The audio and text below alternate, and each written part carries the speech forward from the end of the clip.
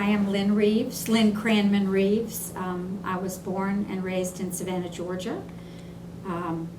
My parents were both born in Savannah, and they're both still living. My maternal grandparents were born in Savannah. My paternal grandparents came from Europe. Great-grandmother on the Cranman side, from what I've been told, was one of the Jews that packed her worldly belongings on her back and walked to the coast and got on a boat to this country. And my grandfather, we're not sure where he was born. He maybe Canada, maybe New York, we're not really sure. He never really gave us a clear answer. So we have a long history in this area and in this country and in the Savannah Jewish community as well. What do you think attracted your families to this area? Or if you don't really know, do you know anything about the businesses that they gravitated to once they got here? Yeah, very interesting. My grandfather, on my father's side, Philip Cranman, dropped out of school when he was probably in the 7th or 8th grade. He was delivering insurance policies for a friend of his father, and just felt like that would be a more lucrative way for him to earn a living than school. And so he dropped out of school and ended up in the insurance industry. My father took over that business. My uncle worked in it, and my brothers both worked in the insurance business. So it's been a long-time family business. My mother's father was a roofer and a ceiling guy. He actually put the ceiling in at Johnny Harris Restaurant and at the Savannah Theater. Those are the two places I know that he put the ceiling in. We always point up to the ceiling when we go to Johnny Harris and go, you know, Papa Joe did that. And all the kids think that's very special. His brother, Edward Small, ran away from home when he was in the 8th grade. There have been stories that he joined the circus. We don't really know what he did. He ended up in California as a very successful producer-director in the movie and film and TV business. My grandfather, when my mother was about 17, 18, moved to California and worked for the rest of his career for his brother in that industry. So they left Savannah, and when my dad got home from the war, my father married, and she came back to Savannah. Savannah's a relatively small town, and a lot of the stories that I'm hearing have to do with, in order to be Jewish and successful, people had to assimilate. Tell me a little something about how you knew you were Jewish, the kinds of things that you learned. Did you learn them through a formal education, or did you learn them through your parents or the people around you? And whether or not the majority of your associates growing up were from the Jewish community, and did you know as a young child that there was a difference? I grew up in the Mikveh Israel, and my family has a long history at the Mikveh Israel, and we were not a terribly observant family, but we were a very Jewish family, and I don't know if that makes sense, but in my heart, I was Jewish. We associated with Jewish people. We although we didn't go to synagogue every week, all the holidays were in my parents' home. We celebrated with our family. It was very important that we be together for all of that. I went to Sunday school every day from the time I was in kindergarten, every Sunday, from the time I was in kindergarten until I was confirmed at the age of 15 at the Mikveh Israel. I was a very involved Jewish brownie, and maybe a Girl Scout for a little while, not too much longer after that. And then I was extremely involved in BBYO. All of my friends were Jewish. We traveled in a pack. There were about 15 of us that were my age, maybe a year younger, a year older, and every Saturday, we weren't in shul, but we were together. We rode the bus downtown and went to the movies and had pizza, just about every Saturday, a bunch of Jewish kids. We were all pretty much in school together. The Jewish children were all in the public school at that time. I had lots of friends at the schools that I attended, the elementary school, the middle school, the high school, and if you didn't go to public school, it was more of a rarity, which is opposite of kind of what it is today. But I was surrounded by my friends all the time. I did have friends that were not Jewish, but my closest friends, I think, were my Jewish friends. And I think that comes from spending hours and hours and hours and hours at the JEA during the summer. We were here from 9 o'clock in the morning until it was getting dark. I had to be home by dark.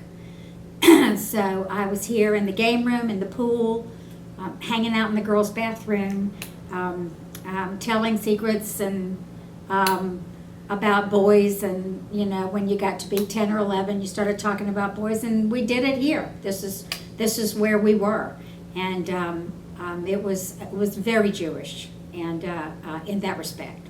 So that's kind of how I grew up. Two questions. Let me start first with playing hooky on Saturday from services. As Yes. somebody who was confirmed, and I assume no bat mitzvah, so you can talk to that in just a minute, if whether girls your age, girls in your time period had bat mitzvahs back then.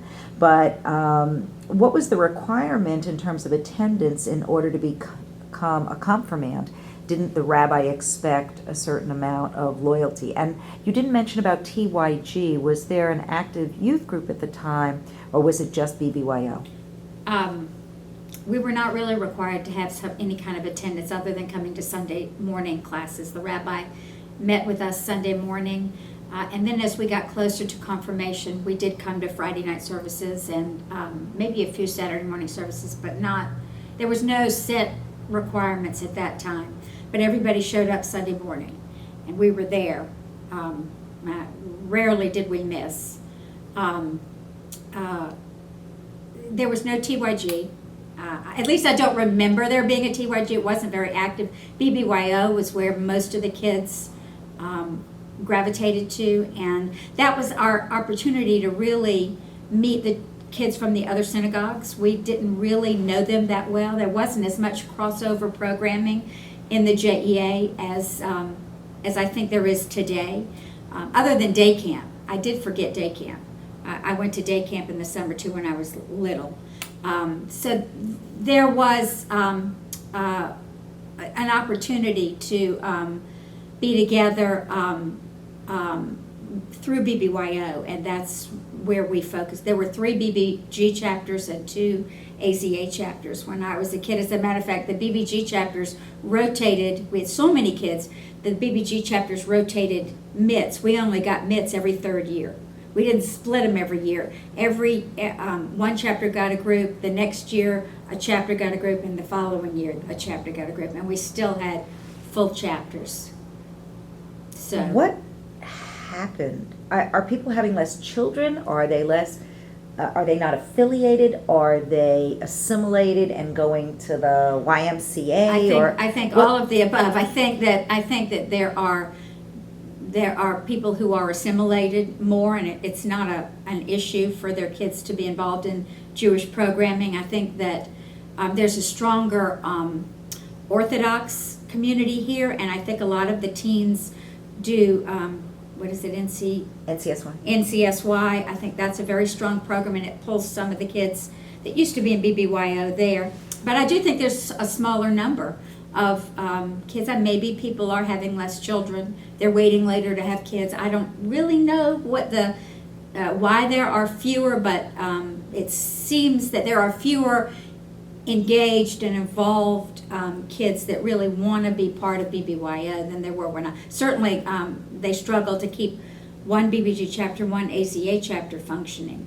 It was huge when I was a kid, huge. Not to be irreverent, but you single-handedly are trying to repopulate the Jewish youth. But tell me a little bit about your now extended family.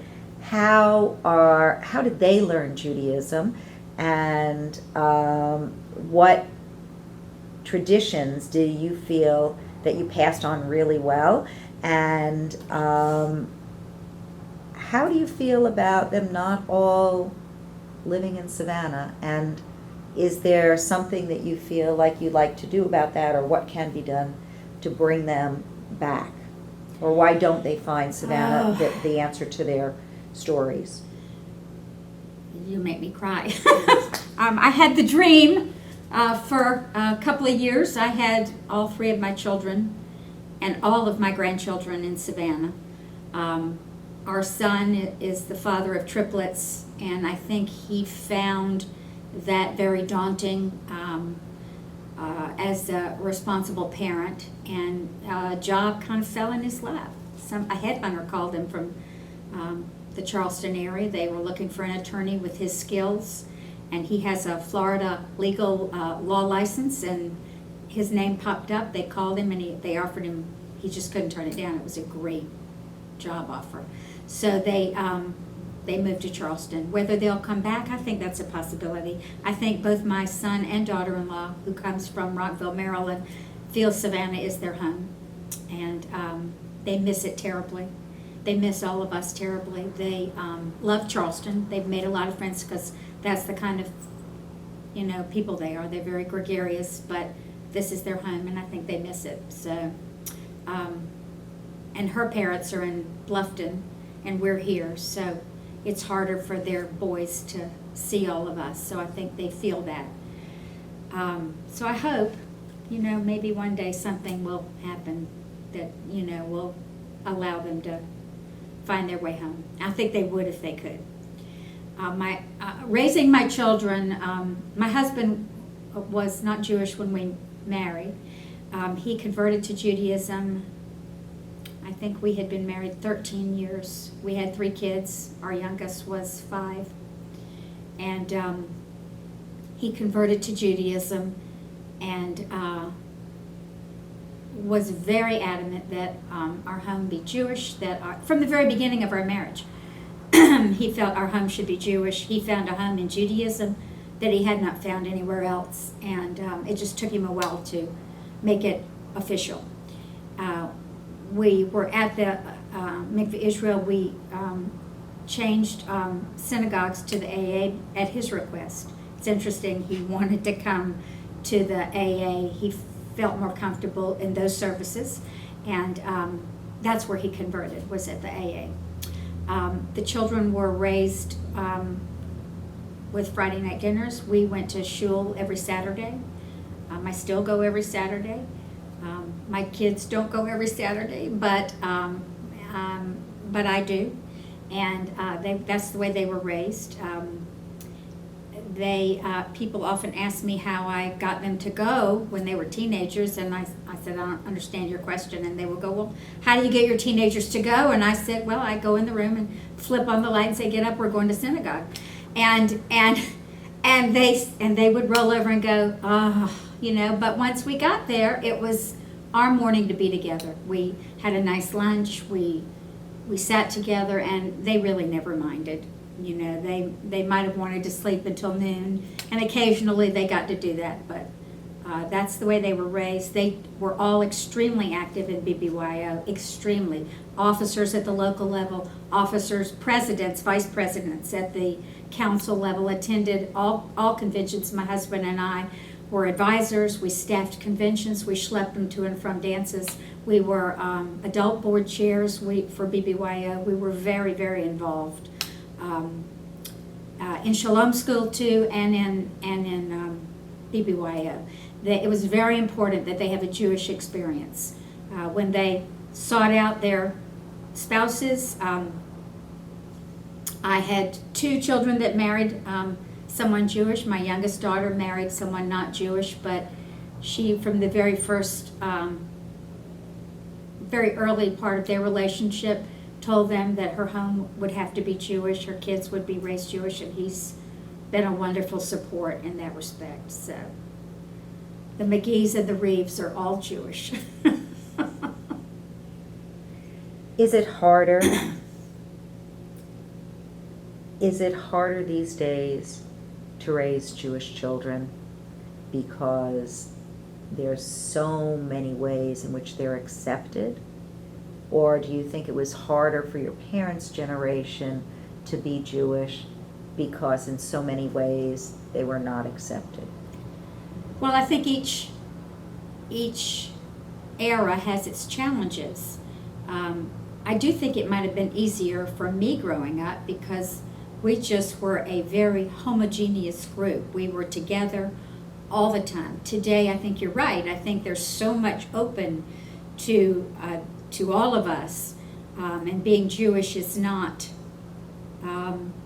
It's not the, I don't want to say stigma, but it's not the identifier maybe that it once was, and it's much more commonplace for Jews and non-Jews to be together and celebrate events and work on committees and support organizations and work together in businesses than it was, I think, when I was a child.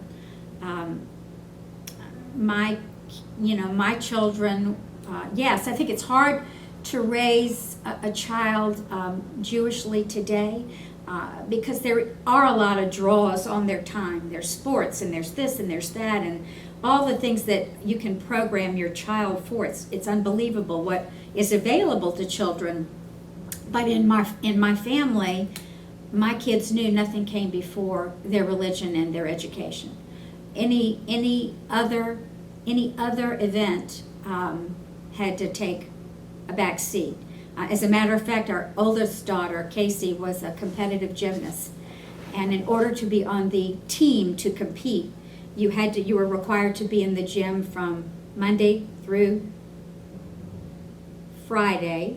Friday was a shorter day, but it was from 4 o'clock in the afternoon till like 9:30 at night, every day. And on Monday and Wednesday, she had Hebrew school when she hit 8. And so I went to the coach and I said, listen, she's got Hebrew school and I can't get her here until about 6:15 on Monday and Wednesday. And if that's not okay, then we're not on the team. And he said that it's absolutely fine. Well, I said, she'll be happy to work, make it up if you need her to come on a Sunday, we can do that. No.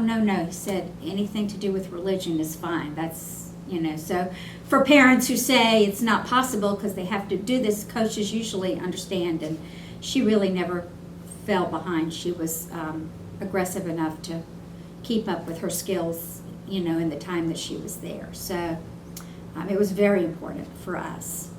And my daughter-in-law she grew up in Rockville, Maryland, where they close school on Rosh Hashanah and Yom Kippur. Her schools were all closed because there's so many Jewish people there.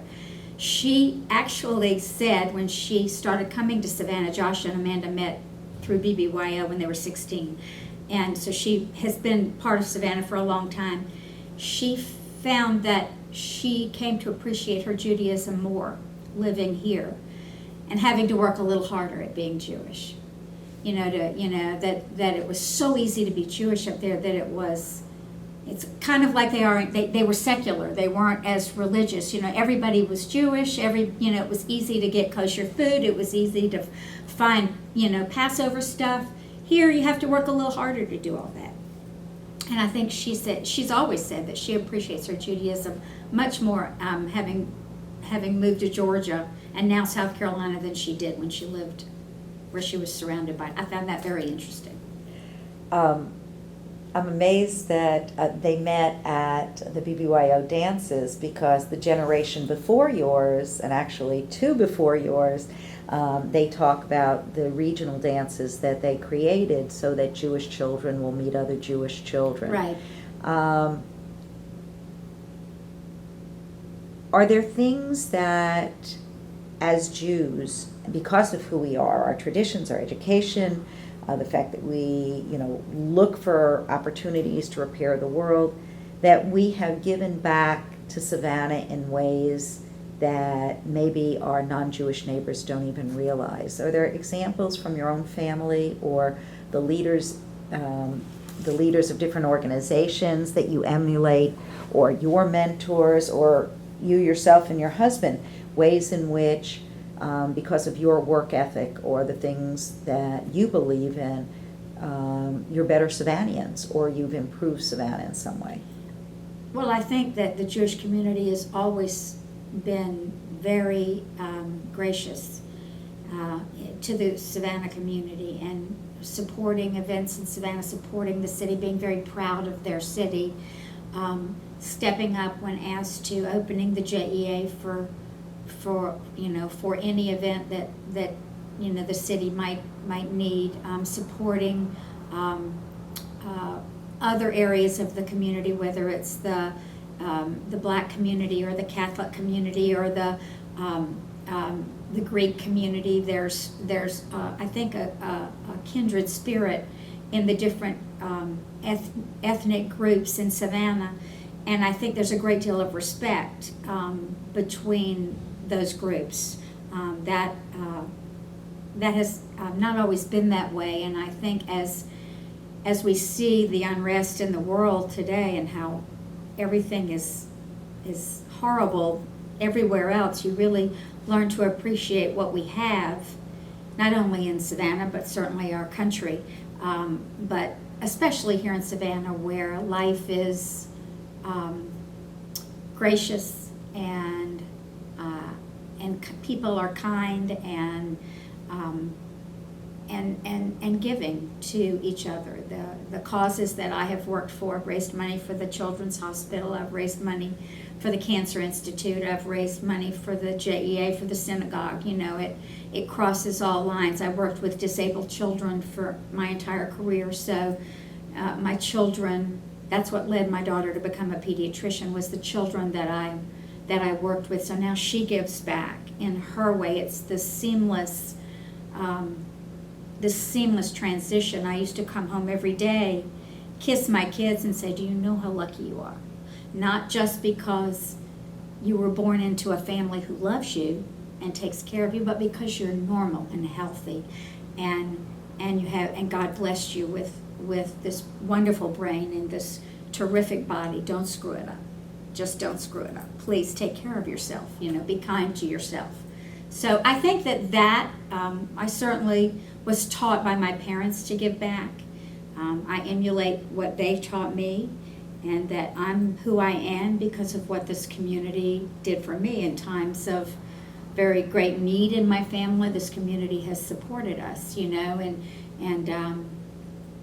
so it's my job to give back. And I've learned one thing from my husband, who is one of the most giving people I've ever known, is that you give and don't expect, but you don't give with the expectation that someone will give back to you. You really give just because it feels right to do that. So you work for and that's what I taught my children, not to expect anyone to give it back to. That's not why we do it. We do it because Savannah is our home and we love it, and they all came back. They all love Savannah. One by one, they all came back. And my oldest daughter came back to do her residency at Memorial. That was her choice. She chose to match at that was the first one on her list, was Memorial. She'd been away for 8 years. She was ready to come home. She wasn't married. She wasn't engaged. There was no boyfriend. And I had people saying, have you lost your mind? Why are you letting her come back? I said, well, she's a grown woman. What am I going to do? Tell her, no, you can't move back home? She chose to come back home. She's a medical school graduate. What am I going to say to her? She was here 3 months and met her lovely Jewish husband. So somebody fixed him up, and that was it. So it can happen to anybody. So she was very that's her story. She'll tell you. People told her not to come back. She'd never find her husband, and she did. So that was not why she came back. She came back to be a doctor. She wanted to take care of kids, and in the process met her husband. So There's so many questions I'm not going to ask you because you've answered everything so beautifully that I just, it just has a feeling of fullness, and I don't want to add anything that's a distraction to your thought process because it's so focused. So tell me, if you were talking to your children, grandchildren, and all generations to come, what is it that you hope they learn from you and your husband and from their experiences with their family here in Savannah as Jewish members of the community that they take with them? What is the legacy that you leave? well, I think one of family and friendship and honor and dignity, and how to live your life with pride in your Jewishness and your Savannah connections and your certainly your American connections. You know, we're very patriotic in our family, and we believe that we live in the best place in the whole world. I've always said that Savannah is only an airplane ride away from anything you want to do, and I've always felt it was a very special place. I think we've been discovered a little too much, and I don't want us to grow too much. I like Savannah the way it is. Leaving my children the legacy of hopefulness and pride in who they are as Jews, as people, and teaching them. You know, I always tell my grandchildren, "You're perfect, but you don't have to be." And you know, to teach them that they are good people and to believe in themselves as human beings, and to be thankful for what they have and give back. And if I can't do anything else, you know, I think David and I have taught our children that we believe in the importance of the Jewish community and the general community of Savannah, and we're all entrepreneurs. All of us have our own businesses and work very hard as local business people to make Savannah a better place. And to make the Jewish community stronger. However we can do that, you know, I hope some of my grandchildren will come back this way. You never know. I never thought I would have my children end up here, but they did. And and I think people say, well, what did you do? And I said, I always told my children that you're only an airplane ride away from anything you want to get to. What, you know, if you want to live in a really nice town, Casey used to say all the time, I'm going to live in a place just like Savannah. When I grow up and be a doctor, Mom, I'm going to live in a place just like Savannah. It's such a great town. And I didn't say anything. And finally, when she was about 15, she turned to me and she said, why don't I just live in Savannah? I said, oh, that's a alibi. Yes, that's a great idea, you know. But it was her idea. It came from her. I never pushed, but I always said, you know, we both said we would love for you to come home. They know that. We never said you have to come home. We always said we would love for you to come home and be part of us so that we can share every day what we have right now. So I think that was, you know, we opened the door. That and loving our in-law children, you know, to death as our own children. I think that had, you know, something to do with our children coming back. And hopefully our grandchildren will feel the same way. Thank you. It's a beautiful interview.